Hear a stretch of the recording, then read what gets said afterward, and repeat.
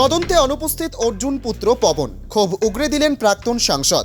তদন্তে সহযোগিতার জন্য রাজ্যের গোয়েন্দাদের পক্ষ থেকে ডাকা হয়েছিল ব্যারাকপুরের প্রাক্তন সাংসদ অর্জুন সিং ও তার পুত্র বিধায়ক পবন সিংকে। বুধবার ব্যারাকপুর ডিডি অফিসে উপস্থিত থাকার কথা ছিল অর্জুনের, কিন্তু শারীরিক অসুস্থতার কারণে তিনি সেখানে যেতে পারবেন না বলে জানিয়েছেন। তো আমি তো আজকে যেতে পারছি না, আমার শরীর খারাপও আছে। টাইম নিয়ে টাইম চেয়ে একটা নোটিশ জবাব দিয়ে দিচ্ছে। একই সঙ্গে তার পুত্র পবন সিংও এদিন ভবানী ভবনে হাজির হবেন না বলে জানিয়েছেন। পবন এদিন অন্য একটি মামলায় সাক্ষ্য দিতে আদালতে যাবেন বলে জানিয়েছেন প্রাক্তন সাংসদ। নিজের বাসভবনে বসে অর্জুন সিং ক্ষোভ প্রকাশ করে বলেন, চটি চাটতে চাটতে যারা আমাদের বারবার তদন্তের নামে ডাকছে, দিন বদলাবে, তখন আমরা তাদেরও অবসর নেওয়ার পর তদন্তে ডাকব। তার এই মন্তব্যে শাসক দলের প্রতি তীব্র কটাক্ষ স্পষ্ট। এদিকে গোয়েন্দা সূত্রের দাবি, একটি গুরুত্বপূর্ণ তদন্তের জন্য অর্জুন সিং ও পবন সিংকে তলব করা হয়েছিল, তবে তাদের অনুপস্থিতি নিয়ে প্রশ্ন উঠছে।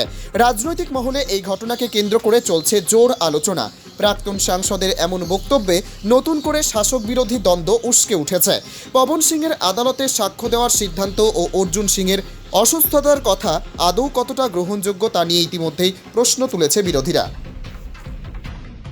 তো আমি তো আজকে যেতে পারছি না, আমার শরীর খারাপও আছে।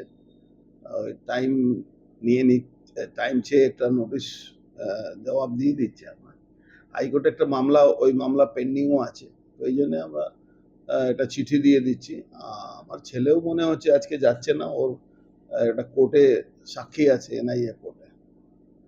তো এই ধরনের একটা প্রতিহিংসামূলক কাজ সবসময় করে যাচ্ছে।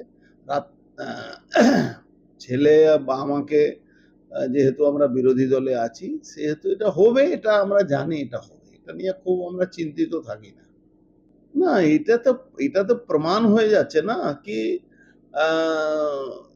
যে পুলিশ দলদাস হয়ে কাজ করতে করতে 12 AM আর 12 PM এর মধ্যে ডিফারেন্স বুঝতে পারছে না কি 12:30 AM আছে না PM আছে, যা ইচ্ছা তা লিখে দিচ্ছে। কেন?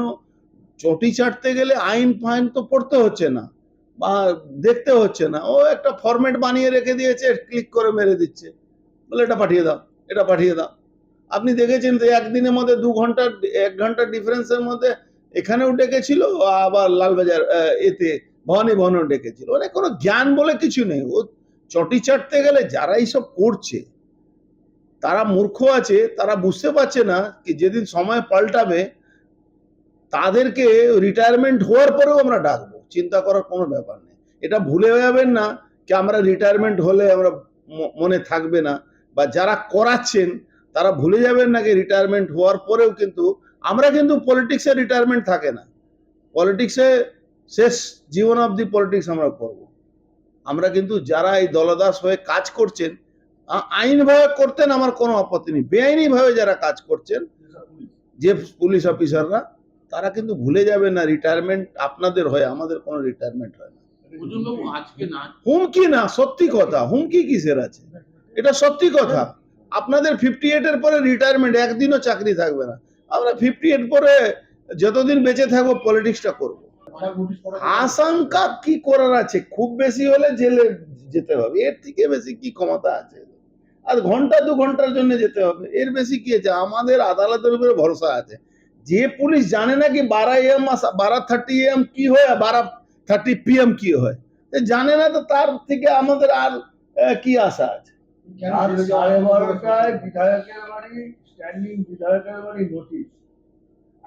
তাহলে বুঝতে পারছেন তো, আইন বলে তো কিছু নেই।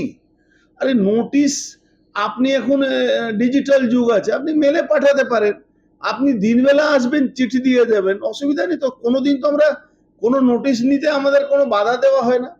আমাদের অফিসের লোক আছে, তারা নোটিশ নিয়ে নেয়, আমরা তাকে ফলো করি।